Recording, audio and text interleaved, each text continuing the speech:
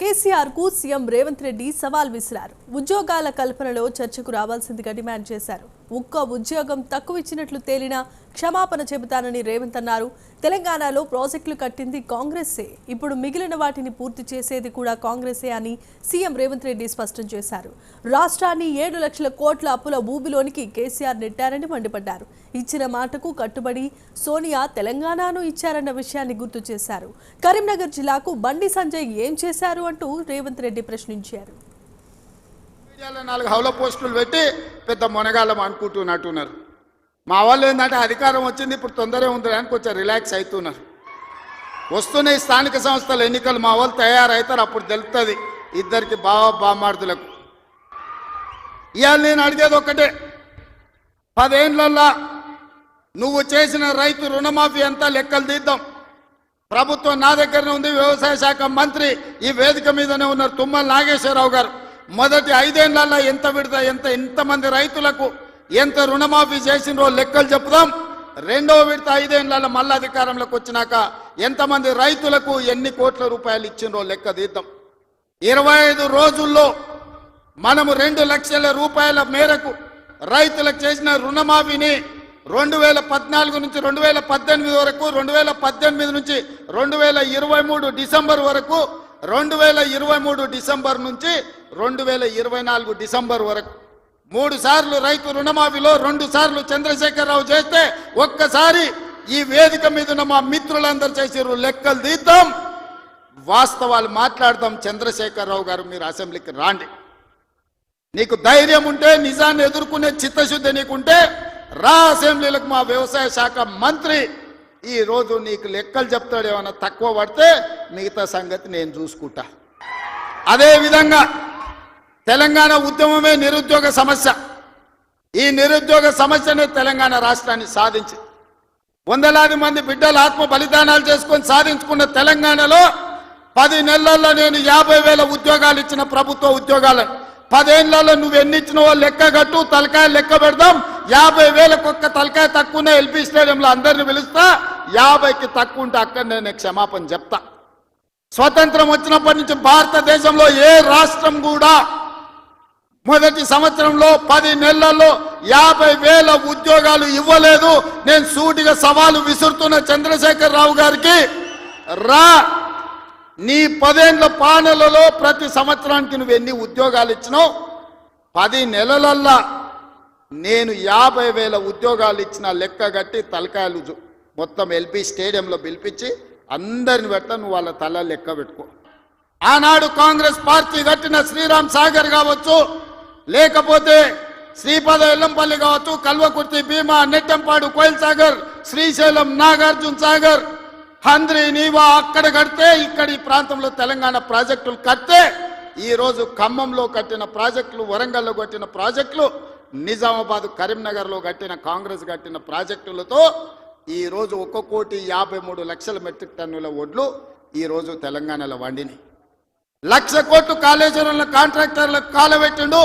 పాలమూరు రంగారెడ్డికి 20,000 కోట్లు కాలబెట్టిండు. ఇంతవరకు సుక్క నీరు రాలేదు. కాళేశ్వరంలో 52,000 ఎకరాలకు ఇచ్చాడు. 1,00,000 కోట్లు కాంట్రాక్టులకు బిల్లు ఇస్తే 52,000 ఎకరాలకు నీళ్ళు వచ్చినాయి. ఈసారి అవి కూలిపోయి అది కూడా రాలే. ఇప్పటి వరకు చంద్రశేఖరరావు గారు ఈ 10 ఏళ్లలో 1,83,000 కోట్ల రూపాయల ప్రజాధనాన్ని ఇరిగేషన్ ప్రాజెక్టుల మీద పెట్టిండు. నేను సూటిగా అడుగుతున్నా, ఏ ప్రాజెక్ట్ అయినా నువ్వు పూర్తి చేసినవా? ఏ ఒక్క ప్రాజెక్ట్ అయినా తెలంగాణ ప్రజలకు అంకితం చేసినవా? ఇది పూర్తయింది, ఇది ప్రజలకు అంకితమైంది, దీంట్లో నీళ్ళు వస్తున్నాయని చెప్తావా అని నేను అడుగుతున్నా. రంగనాయక సాగర్ అంటాడు, కొండపోచమ్మ అంటాడు. రంగనాయక సాగర్ కడితే రంగనాయక సాగర్ దగ్గర హరీష్ రావు ఫామ్ హౌస్ కట్టుకున్నాడు. 3 దిక్కుల ప్రాజెక్ట్ ఉంటుంది, మధ్యలో ఆయనకు ఫామ్ హౌస్ ఉంటుంది. ఆయనకు 360 డిగ్రీలు వాటర్ ఫ్రంట్ వ్యూ ఉండాలంట. భూసేకరణ కోసం తీసుకున్న భూమిని హరీష్ రావు పేరు మీదకి బదిలీ చేపించుకున్నాడు. ప్రాజెక్టు కోసం సేకరించిన భూములు రంగనాయక సాగర్, సిద్దిపేట దగ్గర ప్రాజెక్టు కోసం సేకరించిన భూములు ప్రాజెక్టుల నుంచి తొలగించి హరీష్ రావు ఫామ్ హౌస్ కట్టుకున్నాడు. దానికి లెక్క చెప్పాల్సింది హరీష్ రావు గారు. ఏం చింత చేయకు, లెక్కలు తీస్తున్నా, నీ లెక్క చెప్తా. కొండ పోచమ్మ కొండ పోచమ్మ ప్రాజెక్టు కట్టిందే కేసీఆర్ ఫామ్ హౌస్కు కాలువలు తీసుకెళ్ళడానికి. ఇవాళ నిజ నిర్ధారణ కమిటీ వేసుకుందాం, కొండ పోచమ్మ ప్రాజెక్టుకు పోదాం. కొండ పోచమ్మ నుంచి డైరెక్ట్గా కేసీఆర్ ఫామ్ హౌస్ 100 ఎకరాలకు కాలువ డైరెక్ట్ ఆయన ఫామ్ హౌస్లోకి వెళ్ళి తీసుకుపోయాడు. 1000 కోట్లు ప్రజలే ఖర్చు పెడితే నీ ఫామ్ హౌస్కు నీళ్లు తీసుకెళ్తావా? ఇది న్యాయమా? చంద్రశేఖరరావు గారు, నిన్ను నమ్మి నీ చేతిలో రాష్ట్రం పెడితే 111 ఫామ్ హౌస్లు కట్టుకుంటాడు. ఆయన బామ్మార్ది ఇంకోటి కట్టుకుంటాడు. అందులో దీపావళి పండుగ వచ్చిందని చిచ్చుబుట్లు కాకుండా సారాబుట్లు పెట్టి దావతులు చేస్తాడు. ఏమనంటే మేము క్యాసినో నడుపుకుంటాం, మేము సారా బుట్లు పెట్టుకుంటాం, కాబట్టి మమ్మల్ని ఏం అనొద్దు అని. అంటే బావ కళ్ళల్లో ఆనందం చూడడానికి ఆయన బామ్మార్ది ఏమి తాగి తందనాలు ఆడినా డ్రగ్స్ తీసుకున్నాడు ఆ ఇంట్లో దొరికినా కేసు పెట్టొద్దా? ఒకసారి ఆలోచన చేయండి.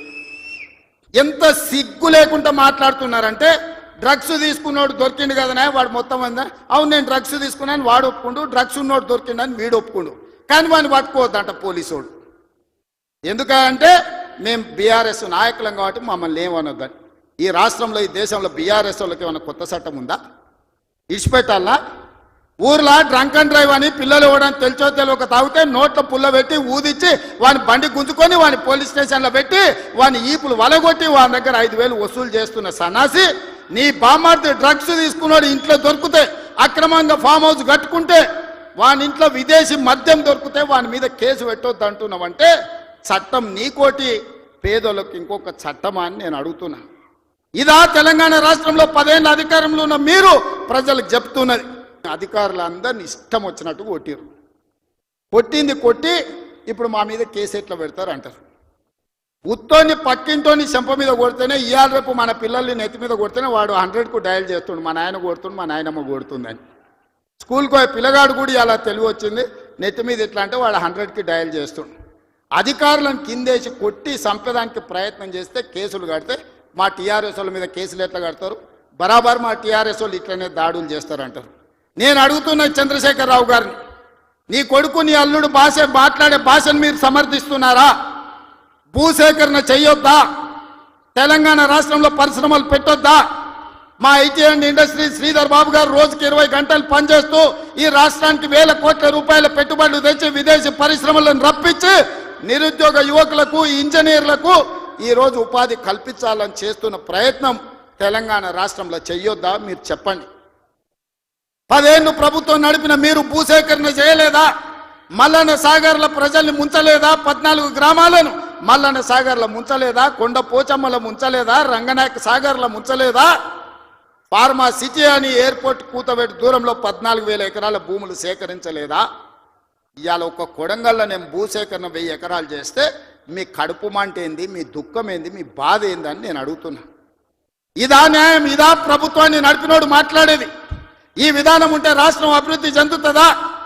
ఉద్యమకారునంటో 80,000 పుస్తకాలు చదివినోడినంటో అపర మేధావినంటో ప్రపంచంలో నీ అంత మేధావి లేడు, పోటీ పెడితే 1 నుంచి 100 వరకు నీకే ర్యాంక్ వస్తుంది అంటో ఇంత చిన్న లాజిక్ మిస్ అయినవా చంద్రశేఖరరావు? భూమి సేకరించకుండా పరిశ్రమలు నెలకొల్పలేమని నా నియోజకవర్గం మీద ఎందుకు కక్ష కట్టినవని నేను అడుగుతున్నా.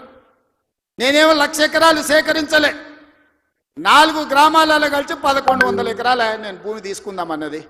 ఇదో ప్రపంచ సమస్య అయింది. ఇంకా నేను ఢిల్లీ అయిపోయింది, ఇప్పుడు చంద్రమండలం పోతాడంట ఆయన. చంద్రమండలం పోయి ఆడ కూడా ఫిర్యాదు చేస్తాడంట. నువ్వు ఆడ తిరిగి వచ్చినా కుట్ర చేసినందుకు మాత్రం ఊసలు లెక్క పెడతావు కేటీఆర్, నువ్వు అది గుర్తుపెట్టుకో. చూస్తూనే ఎంత గుర్తుపోయి ఎగరని అని. ఉయ్యాల ఎంత ఊగినా అక్కడనే వచ్చి ఆగాలి, తెలుసు కదా. ఉర్రిగా అటు ఊగొచ్చు, ఉర్రిగా ఇటు ఊగొచ్చు. ఉయ్యాల ఆగాల్సి వచ్చినాడు మధ్యలోనే ఆగుతుంది.